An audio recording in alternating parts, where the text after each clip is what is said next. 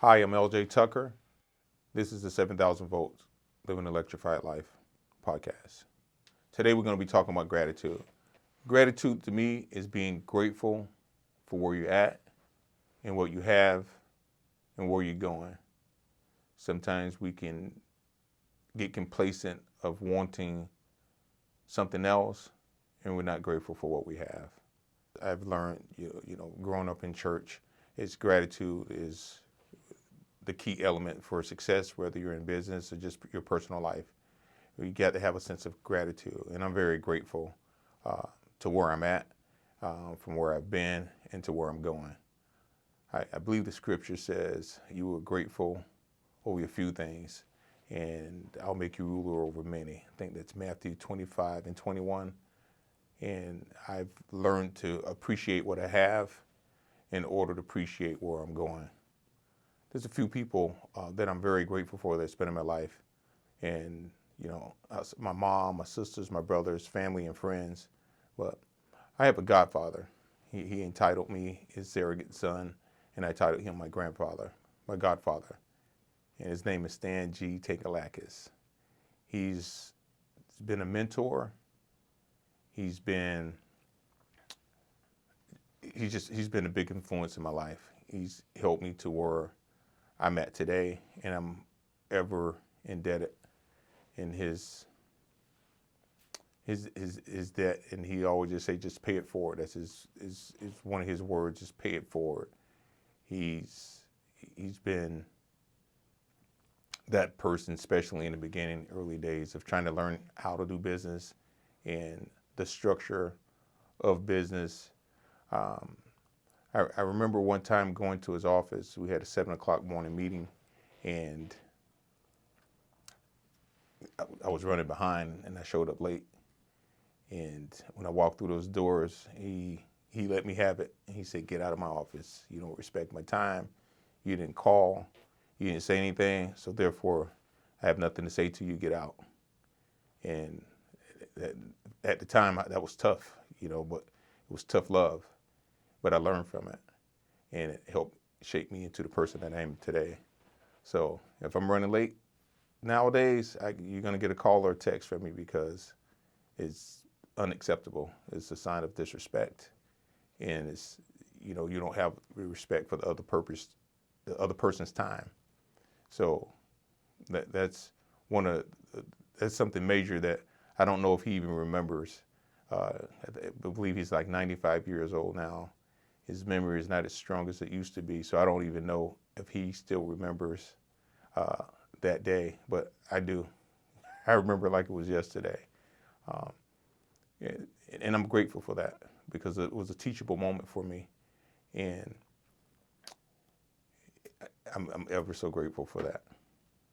A little background on Mr. Stan Tecalakis. He's been in business for over 50 years, so he's more than qualified to teach me about business and mentor me about business.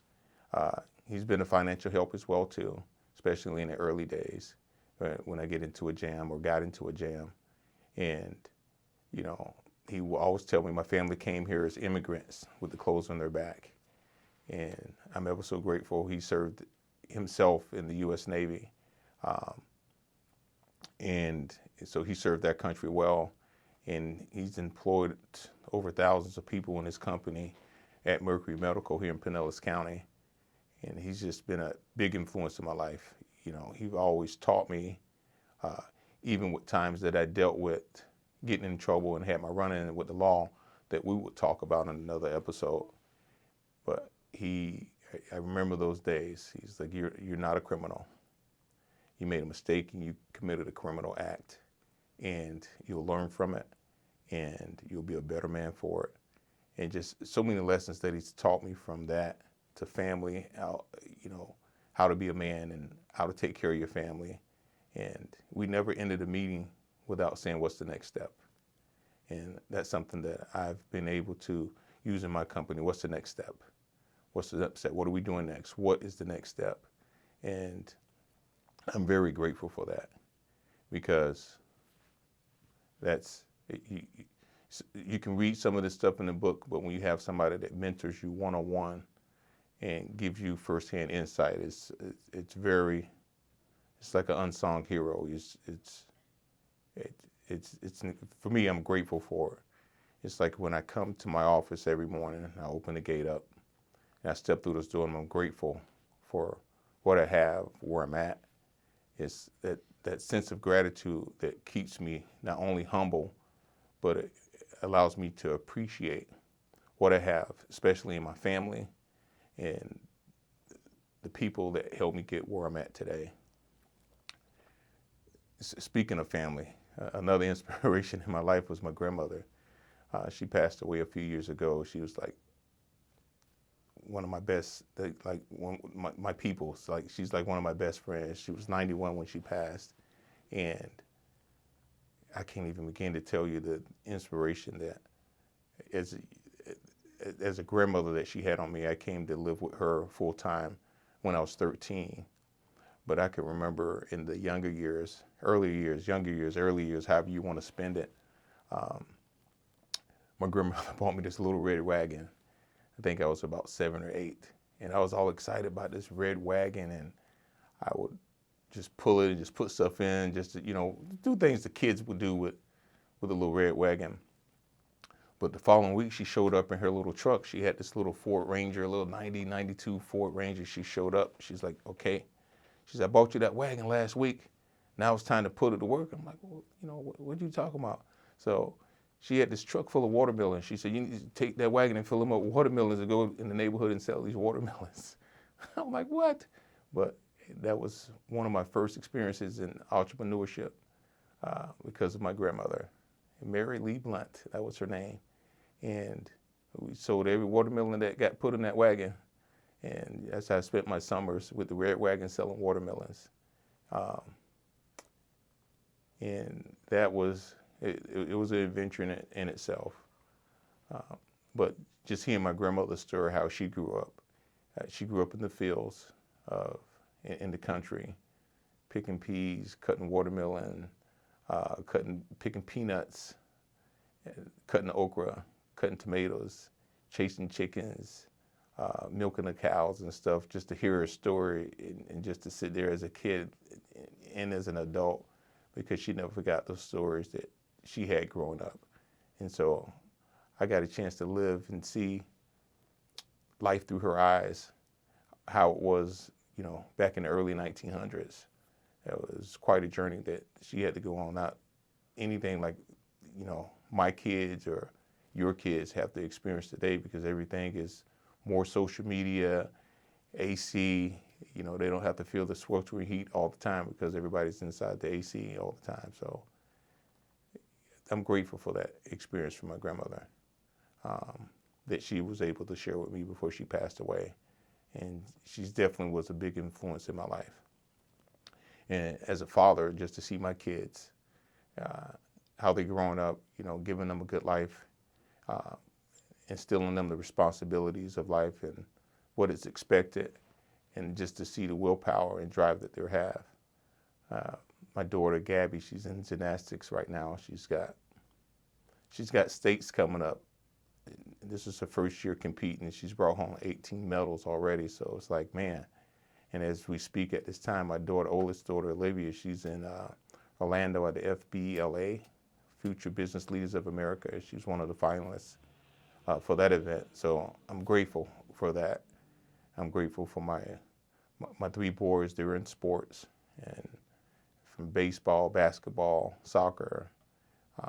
I'm just grateful just to see the direction that they're being involved and their willingness to try to learn what we're teaching. My son wore a shirt yesterday. He was born for greatness. I'm like, well, where this shirt came from, but I like it, because this is the kind of stuff that we always try to instill in them, that they're born for greatness. And hopefully they can realize their true potential in life. And that's what it's about,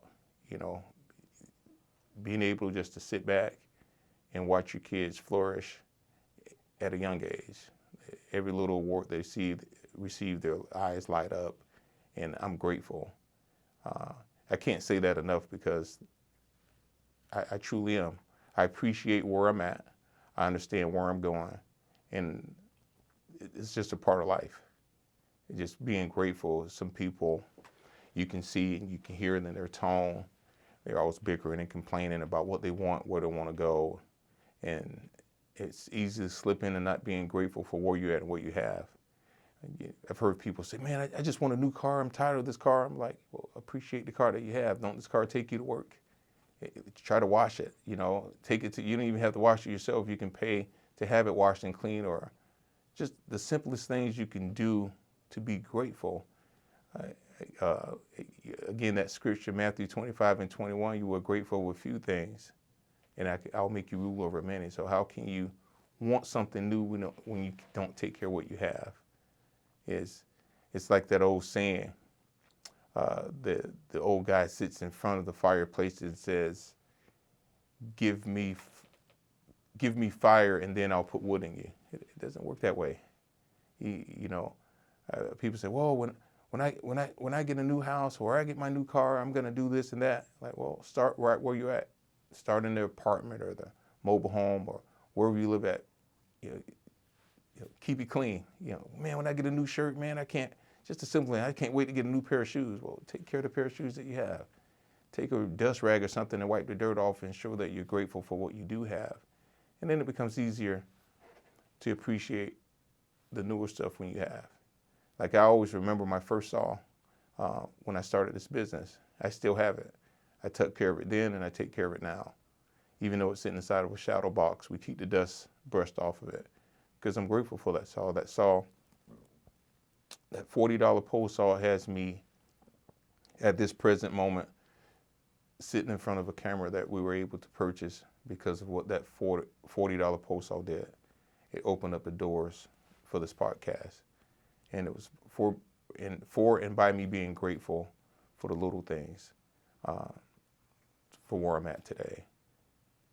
And that's what I think about gratefulness. My wife, man, I remember my godfather always telling me, you will attract a beautiful woman, a beautiful wife, but you have to start where you're at and position yourself. And position myself was what I've done. And the rewards just continue to pour in because of those early decisions of being grateful and humble right where I was at. And as I sit and speak today, I'm still humble. And I'm ever so grateful for where I'm going and where I'm at this present moment. I'm very grateful of being a certified arborist.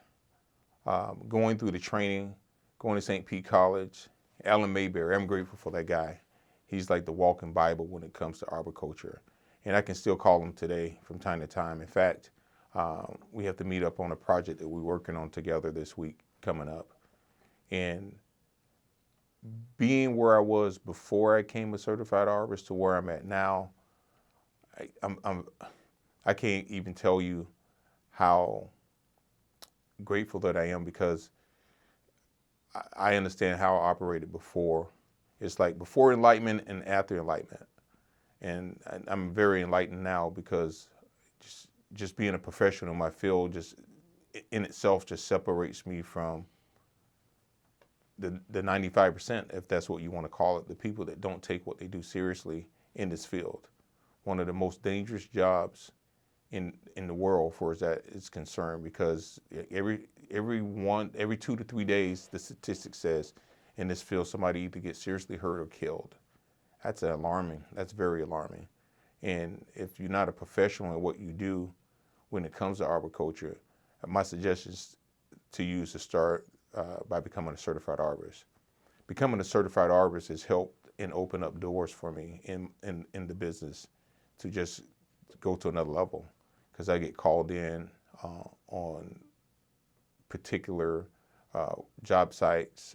I get called in on different build orders, like they're building a new Publix in downtown Tampa. We were out this week, and I had to consult with the building constructor, the GC, and if I wasn't an arborist, they had no reason to talk to me.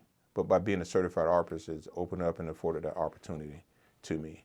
So I'm very grateful, because, again, I knew where I was before being an arborist, and now that I'm an actual arborist, it is a big degree of separation, because it allows you to act um, on your training versus just winging it. You can't, again, if I was I think I'm a pretty good cook as well, but I'm not a professional cook.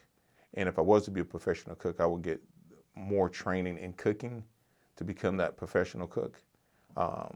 If I was a lawyer or a doctor, of course, I'll have the 5 to 9 years training, whatever it takes to become the professional in that field and be the very best. And so when I see a person in their profession as it is, I'm very grateful. And it's like you can sit back and you appreciate what that person is doing because you know that they put in the hard work and the training to become a professional at what they do. Oh, I was at the metal shop this week. Something got bent on the truck. And so I took it to the metal shop, the machinist, and just to watch them at their craft, just take this bent piece of metal that got bent and just to straighten it back out to it was brand new. They had the right equipment, the right machinery, and it probably took them less than 15 minutes. And I just looked at him and said, wow, man, you guys are very good at what you do. And he said something that I'm very familiar with. He said it's all about the right piece of equipment for the job. And, he was able to fix it. He was able to give me a bill, and I gladly paid it because I was very, very appreciative of him being a professional in his field. As a certified arborist, we get a privilege. It's a privilege and a pleasure to be able to work with nature. It's like you working with God himself. It's like to see the beauty of nature, how it has its place, and just knowing your responsibility to that nature, especially when it comes to trees, because you get to reshape these trees structurally, you can damage them permanently if you don't know what you're doing, if you're not a master at your craft when it comes to these trees. And so being able to hear the birds sings, the frogs, the crickets, the sunsets, the sunrises, being able to open up the trees so the rays of the sun can just flow through, being able to enhance views for water views. There's 4 months out of the year that we have to deal with extremely heat here in Florida. It's May, June, July, and August. You get past those months and everything else is a breeze. And so I'm very grateful to be able to work outside. And it's funny because you hear other people say, I don't see how you guys can do it working that heat. I'm like, I can't see how you can sit down in the chair all day inside. I said, I get the privilege of working outside. And we're in spring now, so we got like the most perfect weather to work in. And it's a beautiful sight now that the pollen's almost gone. And just being able to work in nature, like the bees,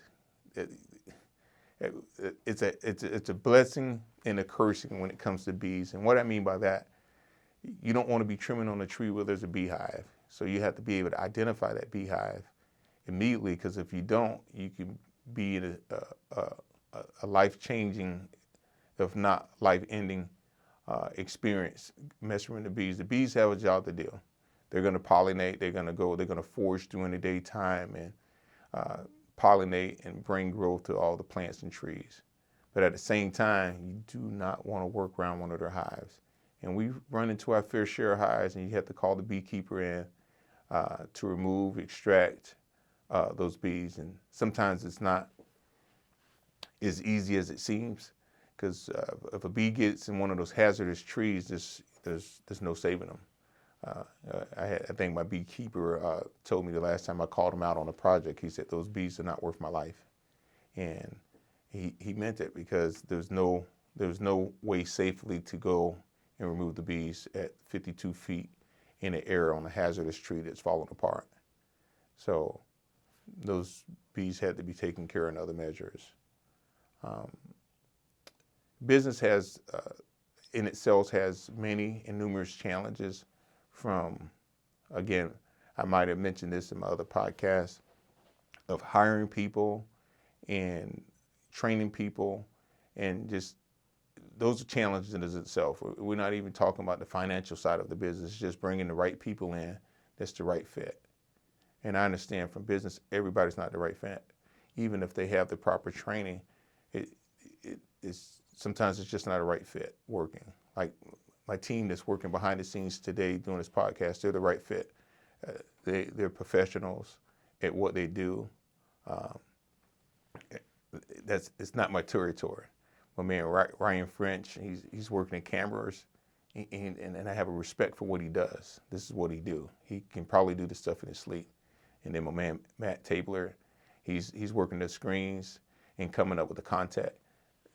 They're professionals that way they do, and then I'm ever so grateful, and I have so much gratitude for that because I respect people that are pros at what they do. They took the time, they have the proper education to get what they do done professionally in a timely manner, and that's important. And I always respect everybody's traits and crafts, because if I have a plumbing problem, 99.5% of the time, I'm calling the plumber. If it's something minor, once I address and assess the situation, and it's something that I can get away with just with a couple of screws and bolts, or maybe just a coupling and a pipe or something, then I'll twinkle with it. But 99% of the time, I'm just calling a professional in, so I don't flood the house out or I don't make matters worse. Mechanical problems with the car, I'll look under the hood to see if it's something simple. 99% of the time, it's going to the dealership. Let's touch on the financial part in business that I'm grateful for. I remember when I just spoke the words, man, I need to get my own office building. And I spoke with a person that I had met at a trade show by the name of Taisha Scantlin. And she said, well, why don't you just go ahead and make the move? I was like, I don't know if I can. And so she said, come to my office, and we arranged. I came to the office. She looked over my financials. She's like, these numbers are good. You are in a position, because she had a background in banking, and she said, you're in a position to buy a building now. Your finances says so. So I said, okay, let's do it. And I'll keep the story short on this one. So she put me in some contact with some people, and we went. I looked at a few buildings. I put a contract in on this building, and I put a significant amount of money down in the sum, I think around $10,000. Well, anyways, the deal fell through at the end. The bank pulled out and said, we're not going to finance this deal. My wife, she wasn't as accepting that, she wasn't as happy about that. And I was more reserved. I was like, okay, this happened for a reason. God had her, he had something better. It wasn't for us to get that building. She's like, yeah, she said, that's all fine and good, but we just lost like $10,000 deposit. I said, listen, we'll be fine. God has something better. And that brings us to this present day. Like a week later, we found this building where we're at now. We went through a whole totally different bank. So from when that happened till we closed on the building, I think it was a total of like 40 days. This building was twice as much as the one building that we're going to purchase. This building is 5 minutes from our home versus the other building was going to be 40 to 45-minute drive, maybe an hour in traffic, give or take. And I'm grateful. I'm definitely grateful to Novus Bank, who got this deal done. And man, Aaron Sherwood at Synovus, man, he was a godsend. Him and his team of people, because this deal just like everything just went the way it was supposed to went.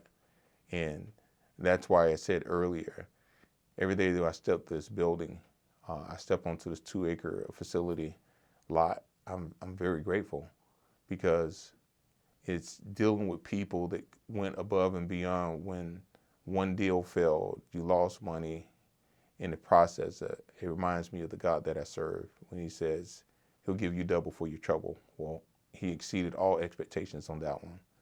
And here we are 7-8 years in this building, and looking to have it paid off here pretty soon as well.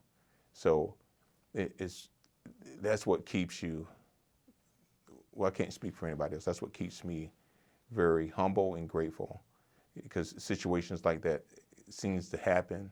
Uh, those type of blessings seems to chase you down, and that's why I stay humble and I stay grateful for where I'm at and what I have, because it's not as simple as 1, 2, 3. It's a journey, and on that journey, you're gonna have those ups and downs, and you have to do it with a smile and continue to move forward, because that's what keeps you moving forward. You know, you have people that's been impacting your life directly, like my mom, my grandmother, Mr. Stan Tecalakis, and then you have those indirect impacts that people you never even met, but you follow them. The Dr. Wayne Dyers, the Earl Nightingales, the Oprah Winfreys, the Michael Jordans. Like, you look at their success, and you look at the Bill Gates, the Will Smiths, you look at their success. And for me, I study these people and I look at their background, and the one common thing they all have in common is they're very grateful people, and they have a sense of gratitude, not a sense of arrogance. Oh, I have all this money, because it's not about the money. Money doesn't make you successful. It's a byproduct of your success. And that's what I've learned indirectly from people that I've never even met.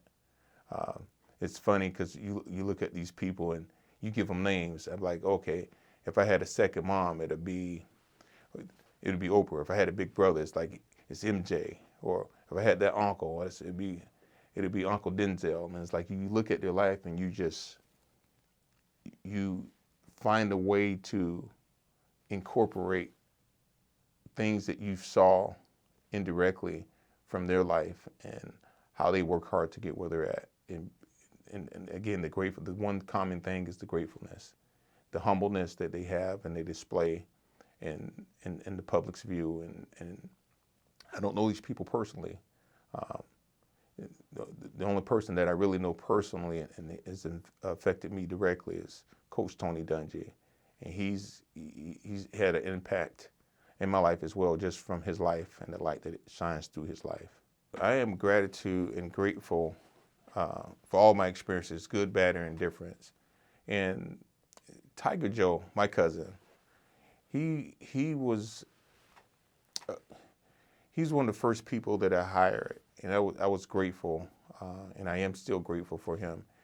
He passed away 3 years ago, but he still had an impact, even though we didn't see eye to eye when it came to business stuff. I remember, like yesterday, we got into an argument at lunchtime. We went to Church's Chicken that day. Well, I went to Church's Chicken, brought it back for the crew, and he had a different way. We saw things differently. So he had a different way of dealing with the guys. I used to bring in younger high school guys during the summertime so I can mentor them and work with them and try to influence them in a positive way. And sometimes I feel like he was trying to corrupt them in his own way, and because he did stuff just a little differently. And well, it got to the point where I was disturbed this day, and it led to me getting electrocuted in the backyard right after lunch, like literally right after lunch. This happened, and I just remember looking down. I was like, "Cuz, man," he said, "What's going on?" I was like, "Man, it got me. He said, "What are you talking about?" And I couldn't speak anymore after that. And that was in the moment I was getting getting shocked, electrocuted. However, the electricity had grabbed me, and my hands had clenched up, and I couldn't shake it. It shook me to where I passed out, and I mentioned in the earlier episode I thought that I was taking my last breath on earth at that point in time. And the whole ordeal is one do-over that I can have, that would be the one. Like, all the other mistakes in life that a person have that's you like, oh man, I'm grateful for it. If I had to do everything over again, I wouldn't change anything. Well, I'll change that because that electricity wasn't no fun. It was no fun at all. And although it led to greater things in my life, and it really shook me up and opened my eyes and allowed me to become a better me from the situation. And so that was part of the Tiger Joe experience, because he was there for that moment, and he was there for some other moments in my life that I'll speak about in another show. Thank you for watching my show. Thank you for listening to my show. Like, comment, subscribe. If you have any comments, questions, or concerns, or topics, you can reach out to me on social media, ljtucker.com. My book, 7,000 Volts Living an Electrified Life, will be coming out soon. You can find that information more on my website. Again, I appreciate your time. Have a great week and create a great day for yourself.